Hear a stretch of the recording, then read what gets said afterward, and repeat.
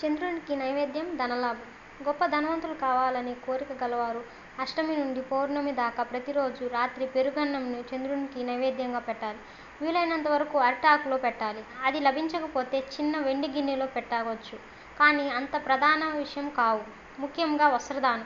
ఈ 9 రోజులు ఒక పేదవానికి వస్త్రదానం చేయాలి. అది అతను ధరించడానికి పనికొచ్చేటట్లు పెద్దదిగా ఉండాలి.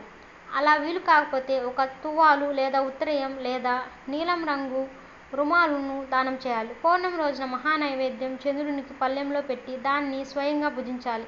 ఎంత నైవేద్యం పెట్టారో అది మాత్రమే తినాలి. ఇతర పదార్థాలు తీసుకోకూడదు. ఈ ప్రయోగం ఒక్కసారి చేయాలి. చంద్రుడు దేవత. ఆయన నైవేద్యం పెట్టడం చేత సంతృప్తి చెందుతాడు.